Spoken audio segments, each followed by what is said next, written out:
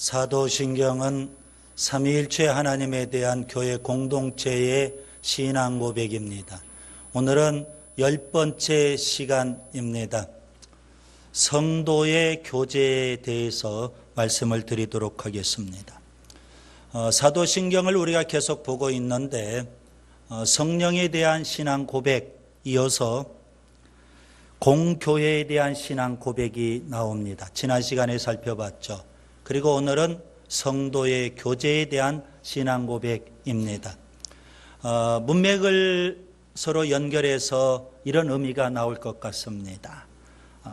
성령을 통해서 교회 공동체 안에서 우리가 성도의 교제를 나누어야 된다. 그런 의미입니다. 그래서 성령에 대한 신앙 고백, 공교회에 대한 신앙 고백, 그리고 오늘 성도의 교제에 대한 신앙 고백을 우리가 살펴보게 됩니다. 성령은 어떤 분이실까요? 고린도전서 13장 13절에 이런 표현이 있습니다. 주 예수 그리스도의 은혜와 하나님의 사랑과 성령의 교통하심이 너희 무리와 함께 있을지어다. 여러분, 여기 성령의 교통하심, 이 교통이라는 이 단어는 헬라어로 코이노니아, 교제, 그런 의미입니다. 성도의 교제를 성령을 통해서 가능하게 됩니다. 성령을 가리켜서 소통의 영, 교제의 영, 이렇게 표현할 수 있겠죠. 오늘 우리 시대에, 우리가 살고 있는 이 시대는 불통의 시대입니다. 젊은 세대, 기성세대와 말이 통하지 않습니다. 사업자, 노동자와 말이 통하지 않습니다. 부모, 자녀와 말이 통하지 않습니다. 심지어 부부 사이에도 말이 통하지 않기도 합니다. 같은 언어를 사용하는데 왜 말이 통하지 않을까요? 너무 답답한 일이죠. 창세기 11장에 보면 바벨탑 사건이 나옵니다. 니무롯이라고 그 당시 영웅이 있었습니다. 그가 사람들을 모읍니다. 그리고 그가 신할 땅에 성읍과 탑을 건축하기 시작합니다. 그는 사람들에게 이렇게 외쳤습니다. 탑 꼭대기를 하늘에 닿게 하여 우리 이름을 내고 온 지면에 흩어짐을 면하자. 바벨탑을 쌓기 시작한 겁니다. 그때 하나님께서 그곳에 강림하셨습니다. 그리고 그들의 언어를 혼잡하게 해버리셨습니다. 바벨탑 사건 이전에 사람들의 언어가 하나였고요, 말이 하나였다고 했습니다.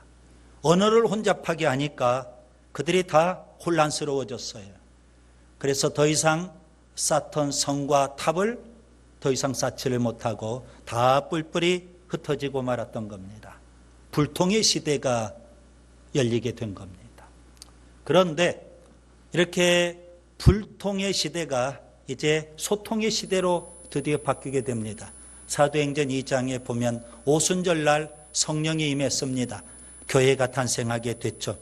성령 충만했던 사도들이 설교를 합니다. 그런데 이상한 일이 벌어지게 됐습니다.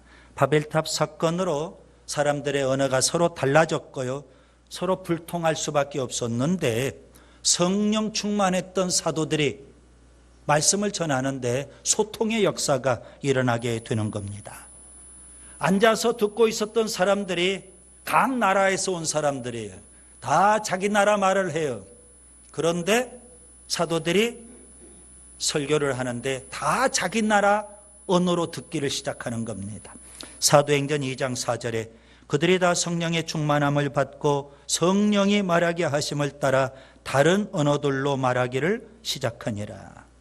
다 자기 모국어로 청중들이 말씀을 듣기 시작하는 겁니다. 사도행전 2장 6절과 7절에 보면 큰 무리가 모여 각각 자기의 방언으로 제자들이 말하는 것을 듣고 소동하여 다 놀라 신기하게 여겨 이르되 보라, 이 말하는 사람들이 다 갈릴리 사람이 아니냐.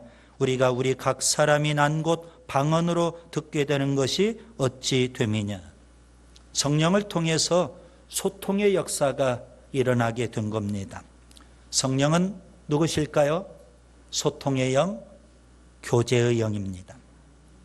성령 안에서 우리가 성도의 교제를 나누게 되는데 이 성도의 교제는 육적인 교제가 아닙니다. 흔히 말하는 육신의 관계, 예를 들면 혈연의 관계, 지연의 관계, 학연의 관계, 그런 모든 인간적인 관계, 육신의 관계를 초월한 그런 교제, 이게 성령 안에서의 성도의 교제입니다. 우리가 흔히 끼리끼리 예배당 안에서도 그렇게 모임을 많이 갖죠. 그것도 역시 엄밀하게 보면 성령 안에서의 성도의 교제는 아닐 수 있습니다. 예수님을 믿는 형제 자매 우리 모두가 다 함께 영적 교제를 나누어야 됩니다. 먼저 하나님, 예수님과의 수직적인 그런 교제가 필요하고요. 그리고 형제 자매와의 수평적인 교제도 또 필요합니다. 고린도전서 1장 9절에 보면 너희를 불러 그의 아들 예수 그리스도 우리 주와 더불어 교제하게 하시는 하나님은 미쁘시도다. 예수님과의 교제를 말씀하고 있죠.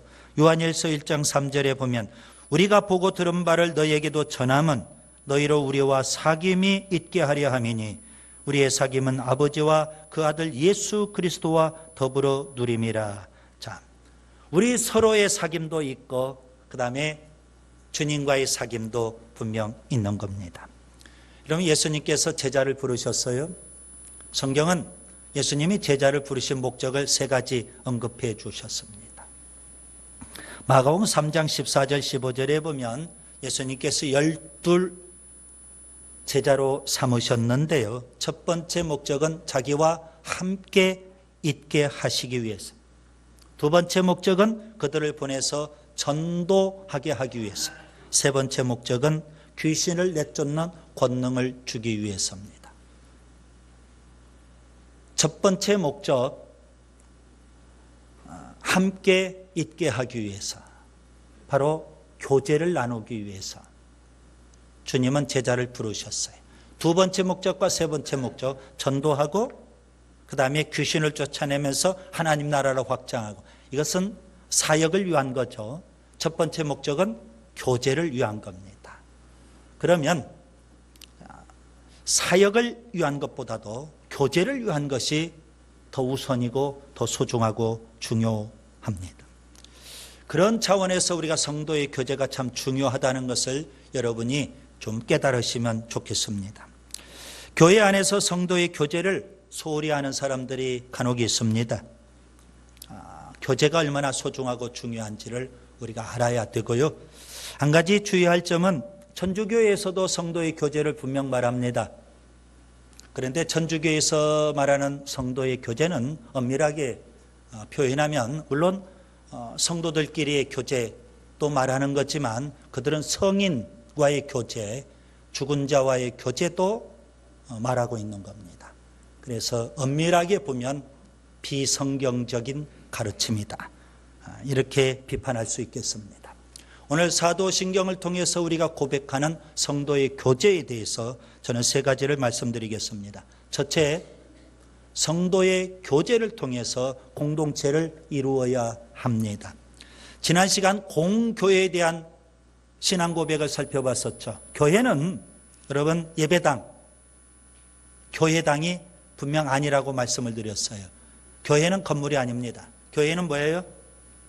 하나님을 믿는 신앙 공동체입니다. 공동체라고요. 예수님께서 공생애를 시작하시면서 제자들을 부르셨어요. 제자 공동체를 이루셨죠. 그 제자 공동체에 성령이 임함으로 교회 공동체가 된 겁니다. 교회는 공동체예요. 예수님 공생애 기간 동안 이 제자 공동체는 진정한 공동체의 모습을 띠지는 못했어요. 서로 시기하고 서로 갈등하고 서로 싸웠어요. 하나가 되지를 못했던 거예요. 왜 그런 일이 벌어졌을까요? 예수님께서 공생애 후반에 예루살렘에 올라갈 거다, 십자가에 죽고 3일 만에 부활할 거다. 이렇게 예언하셨거든요. 근데 제자들이 그 말씀을 오해를 했어요. 예수님 예루살렘에 올라가신데 그러면 다윗 왕처럼 이스라엘 나라를 분명 회복하실 거야. 로마 제국을 물리치고 예루살렘에 이스라엘 나라를 세우실 거야. 그러면 우리도 한 자리 차지할 수 있을 거야. 그래서 저마다 한 자리 차지하려고는 세상적인 욕망으로 가득 찼어요. 그래서 제자들끼리 누가 크냐 서로 싸웠던 겁니다. 그런 제자들, 예수님께서 십자가에 죽으시기 전날 밤 제자들과 마지막 식사를 하세요. 제자들의 발을 씻어주시면서 주님께서 세 계명을 주셨죠. 요한복음 13장 34절 35절 서로 사랑하라. 제자 공동체가 사랑의 공동체가 되기를 원하셨어요. 그리고 주님은 기도하셔요. 요한복음 17장 주님이 기도하신 내용이 나오죠. 요한복음 17장 11절에 주님은 뭐라고 기도하실까요? 하나가 되게 하옵소서. 그렇게 기도하셔요. 제자들이 누가 크냐 싸우니까 서로 사랑하라 세 계명을 주셨고, 그리고 하나님 앞에는 하나 되게 하옵소서 기도를 하신 거예요. 그리고 그 다음날 예수님은 십자가에 못 박혀 죽으셨어요. 여러분, 예수님 십자가에 죽으셨다는 것은 무슨 의미일까요? 바울은 에베소서 2장에서 예수님의 십자가의 죽음을 이렇게 해석을 합니다. 사람과 사람 사이에 막힌 담이 있는데 예수님은 십자가로 그 막힌 담을 헐으셨다는 겁니다. 그래서 이제 유대인과 이방인 차별이 없는 거예요. 사람과 사람 사이에 차별이 없는 거예요. 그것이 바로 한몸 공동체라고 바울은 에베소서 2장에서 우리에게 설명해 주고 있습니다. 예수님은 십자가를 통해서 사람과 사람 사이에 막힌 담을 허셨고요. 그리고 한몸 공동체를, 교회를 이루어 주신 거예요. 예수님 십자가에 죽으셨지만 3일 만에 부활하셨죠. 40일 후에 승천하셨어요. 그리고 열흘 후 오순절날 성령이 임해요. 성령이 임하고 교회가 탄생하죠. 최초의 교회, 예루살렘 교회 아닙니까? 자, 그러면 여러분, 예루살렘 교회가 탄생하고 나서 그 예루살렘 교회는 무슨 일을 맨 먼저 했을까요? 이게 상징적으로 굉장히 중요한 거 아니겠습니까? 사도행전 2장 42절에 보면 그들이 사도의 가르침을 받아 서로 교제하고 떡을 떼며 오로지 기도하기를 힘쓰니라. 여러분, 이 땅에 태어난 첫 교회, 그러죠. 예루살렘 교회가 했던 첫 일은 뭐냐? 서로 교제하는 일이었습니다. 이 사랑의 교제, 성도의 교제를 통해서 교회가 공동체가 될 수가 있는 겁니다. 교회가 하나가 될 수 있다는 말씀입니다. 십자가에 죽으시기 전에 제자 공동체가 하나가 되지를 못해서 하나 되게 하옵소서 기도하셨고, 십자가에서 사람과 사람 사이에 막힌 담을 허시고 오순절날 성령을 주시면서 이제는 성령 안에서 이제 하나가 되었다는 겁니다. 사랑의 교제를 나누라는 거죠. 여러분, 교회, 우리가 흔히 쓰는 한자어로 가르칠 교자 쓰면서 교회라고 말합니다. 그런데 정말 교회가 교회 될 수 있는 것, 교회가 공동체 될 수 있는 것은 성도의 교제를 통해서 사귈 교자를 써가지고요, 교회가 되어야 하는 겁니다. 물론 진리를 가르치는 교회도 되지만 성도의 교제가 그렇게 중요하다는 것을 저는 지금 말씀드리고 있는 겁니다. 여러분, 교회를 교회되게 하는 것은 뭘까요? 성도의 교제입니다. 그 교회를 통해, 교제를 통해서 교회가 공동체가 되기 때문에, 그래서 여러분, 성도의 교제를 좀 소중하게 여겨야 되는 겁니다. 그 다음에 두 번째, 소그룹을 통해서 성도의 교제를 나누어야 됩니다. 성도의 교제를 위해서 교회 안에 소그룹이 더 활성화되어야 되는 겁니다. 대그룹으로 이렇게 모여서 우리가 회중예배를 드리죠. 이런 대그룹의 회중예배 모임을 통해서 진정한 성도의 교제를 나누기는 불가능한 겁니다. 어떻게 우리가 성도의 교제를 나눌 수 있어요? 소그룹의 모임을 통해서 가능합니다. 하나님은 삼위일체 하나님이시죠? 소그룹, 삼위일체로 존재하십니다. 사랑의 교제를 나누고 계시죠. 그걸 본받아서 교회도 대그룹보다는 소그룹으로 모여서 사랑의 교제를 나눈다는 것 중요합니다. 여러분, 소그룹의 가치, 소그룹의 소중함을 우리가 알고 소그룹에 적극적으로 참여해서 성도의 교제를 나누었으면 좋겠습니다. 구약시대에 보면 모세가 이스라엘 백성을 이끌고 출애굽을 했어요. 장정만 60만 명이라고 그러죠. 모세 한 사람이 그 60만 명을 어떻게 이끌고 갈 수 있을까? 불가능한 일 아니겠습니까? 그런데 비결이 있더라고요. 광야에서 60만 이스라엘 백성을 이끌어 가는데 그 안에 소그룹이 있었어요. 10부장, 50부장, 100부장, 1000부장 제도가 있었던 거예요. 10부장이 소그룹 아닙니까? 10부장 5개, 소그룹 5개가 모이면 50부장 되는 거고요. 10개가 모이면 100부장. 소그룹을 만들어 가지고 이스라엘 공동체를 이끌어가는 겁니다. 사무엘상에 보면 선지자 시대가 열리죠. 사무엘을 통해서 사무엘이 선지자 사역을 합니다. 그런 사무엘을 따르는 사람들이 있어요. 선지자 무리라고. 일종의 선지학교라고 한번 표현해 볼 수가 있겠죠.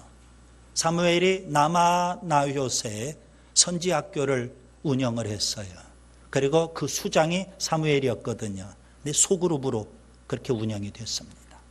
엘리야 선지자, 엘리사 선지자 시대 때도 선지학교가 있었고 그 선지학교에는 소그룹으로 그렇게 운영해 갔던 것을 우리가 연구해 보면 알 수가 있습니다. 신약에 오면 예수님 12제자 소그룹은 아주 유명한 소그룹이죠. 예수님께서 12제자를 부르셨고 소그룹 공동체를 이루시는 거예요. 사랑의 교제를 나누신 겁니다. 예수님에게서 배웠던 제자들, 초대교회, 예루살렘 교회에서 그들은 열심히 소그룹으로 모였던 겁니다. 사도행전에 보면 이런 표현이 있어요. 사도행전 2장 42절, 성전에서도 모이고 집에서도 모였더라는 겁니다. 사도행전 5장 42절에도 보면 그들은 날마다 성전에서도 모이고 집에서도 모였다. 성전에서 모였다는 것은 대그룹으로 회중 예배 드리기 위해서 모인 거예요. 집에서 모였다는 것은 소그룹으로 성도의 교제를 나누기 위해서 모였다는 겁니다. 초대교회를 가리켜서 가정교회라고도 표현을 합니다. 가정에서 모였기 때문에 소그룹으로 모였다는 의미죠. 그 정도로 성도의 교제를 초창기 교회 때는 소중하게 여겼어요. 왜요? 예수님에게서 배웠으니까 소그룹 안에서 성도의 교제를 나누어야 된다는 것 배웠기 때문에 그들은 교회 안에서 그대로 실행에 옮겼던 거예요. 로마 제국의 박해 유대교의 핍박이 엄청나게 심했죠. 그때 그들이 초대교회가 그렇게 왕성하게 생명력을 발휘해서 부흥할 수 있었던 것은 다 소그룹, 가정교회에서 모였기 때문에 그래요. 그런데 AD 313년 로마 제국에 의해서 기독교가 공인이 되죠. 그 이후 기독교는 지하 카타콤에서 어디로 나와요? 지상으로 나오게 돼요. 거대한 예배당 건물을 짓기 시작해요. 유럽에 있는 그 거대하고 화려하고 장엄한 건물들입니다. 많은 사람들이 그런 건물들을 보면서 멋있다, 아름답다, 장엄하다, 인간의 힘은 위대하다, 그것만 말해요. 근데 여러분 영적으로 보셔야 돼요. 거대한 예배당을 짓고 대그룹으로만 모였어요. 그러다 보니까 소그룹 모임은 다 사라져버려요. 소그룹 모임이 사라지고 영적 교제가 사라지고 그 결과 교회는 생명력을 잃어버리게 돼요. 건물만 남게 되는 겁니다. 이것이 유럽 교회가 우리에게 주는 교훈이에요. 교회가 성도의 교제가 사라져버리면 생명력을 잃어버리게 되는 겁니다. 그래서 여러분 소그룹, 우리 교회에서는 순이라고 제가 명명했죠. 순 안에서 뜨거운 사랑의 교제를 나눌 때 교회는 생명력이 왕성하게 되는 줄 믿습니다. 그 다음에 세 번째, 사랑의 교제를 나누어야 됩니다. 자, 소그룹 순 안에서 우리가 사랑의 교제를 나눈다는 것 굉장히 중요한 일입니다. 예수님 공생의 기간 동안 하나님과 아주 친밀한 영적 교제를 나누셨어요. 성경에 보니까 예수님 주변에 사람들이 너무 많아요. 소문 듣고 병자들, 그리고 또 귀신 들린 사람들, 구경꾼까지, 그리고 예수님을 비난하기 위해서 흠집 잡으려고 바리새인들, 유대 교권자들, 수많은 사람들이 끊임없이 몰려와요. 예수님께서 사람들을 상대하시니까 성경에 보면 식사할 겨를이 없더라, 그런 표현이 있어요. 그 정도로 바쁘게 사역을 하셨어요.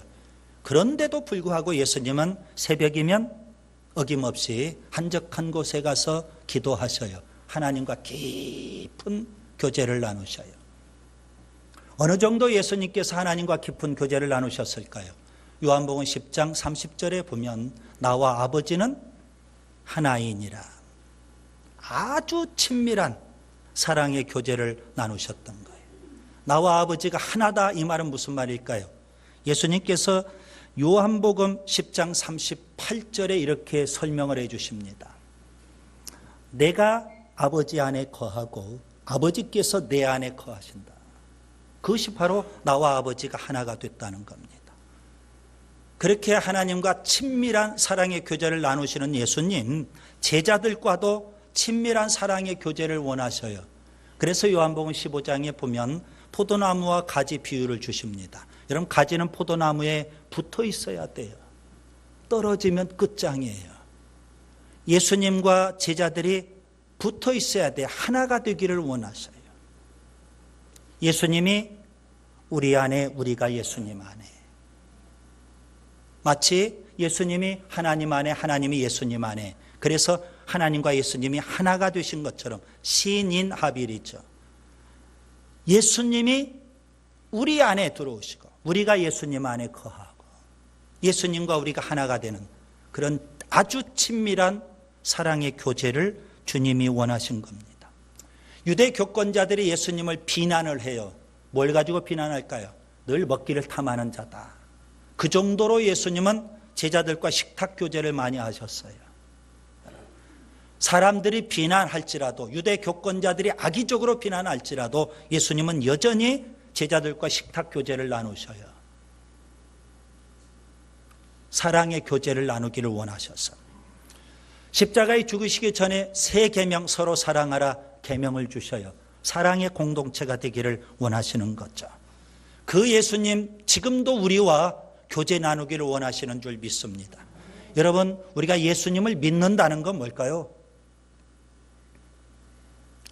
너무 막연하죠? 예수님을 믿는다는 게 뭐예요? 요한복음 1장 12절에 보시면 영접하는 자 곧 그 이름을 믿는 자들에게는. 예수님을 믿는다는 게 뭐예요? 예수님을 우리 마음에 영접한다는 의미예요. 자, 그러면 여러분, 예수님은 왜 우리 마음에 들어오시려고 할까요? 예수님 그만치 계세요. 저도 시력 좋거든요. 우리 이만큼 일정 간격 거리를 두고 저 예수님 믿습니다, 이래도 되잖아요. 그렇죠? 그런데 왜 예수님 굳이 우리 속에 들어오시려고 하실까요? 믿는다는 게 영접한다는 건데 왜 예수님 우리 안에 들어오시려고 할까요? 요한계시록 3장 20절에 주님의 말씀 속에 해답이 있어요. 볼지어다 내가 문 밖에 서서 두드리노니 누구든지 내 음성을 듣고 문을 열면 내가 그에게로 들어가 그와 더불어 먹고 그는 나와 더불어 먹으리라. 무슨 말이에요? 예수님 왜 우리 안에 들어오기를 원하시는 거예요? 우리와 영적 교제를 나누기를 원하시는 거예요. 그게 바로 믿는 거예요, 여러분. 그냥 예수님 멀찍이 놔두고 예수님 믿습니다. 그것이 아니라 예수님 내 인생에 들어오시는 거예요. 예수님 내 마음속에 들어오시는 거예요. 예수님 내 삶 속에 들어오셔서 나와 교제 나누기를 원하시는 거예요. 이렇게 주님과의 교제가 되는 사람은 이제 형제 자매와도 교제가 되어야 되는 거예요. 사도 요한은 요한일서에서, 오늘 본문의 말씀이죠, 요한일서에서 하나님과의 사귐을 말해요. 하나님과의 사귐, 그리고요 서로 사귐, 교회 안에서 성도의 교제를 말씀하고 있거든요. 우리가 소그룹 안에서 사랑의 교제를 통해 이 풍성한 주님의 사랑을 우리가 많이 주고받고 경험할 수 있기를 바랍니다. 베드로전서 4장 8절에 무엇보다도 뜨겁게 서로 사랑할지라. 성경은 그렇게 말씀해요. 어떻게 뜨겁게 사랑할 수 있을까요? 소그룹을 통해서 성도의 교제를 나눔으로 우리가 뜨거운 사랑의 교제를 나눌 수 있는 줄 믿습니다. 말씀을 정리합니다. 사도신경은 삼위일체 하나님에 대한 교회 공동체의 신앙 고백입니다. 오늘은 10번째 시간이 있죠. 성도의 교제입니다. 교제가 굉장히 중요해요. 교회를 교회되게 하는 것, 교회를 공동체 되게 하는 것은 성도의 교제에 있다, 이겁니다. 그렇기 때문에 오늘 우리가 열심히 소그룹을 통해서 성도의 교제를 나누고 사랑이 풍성한 우리 공동체를 이룰 수 있기를 바랍니다. 꼭 기억하세요. 교회를 교회되게 하는 것은 성도의 교제,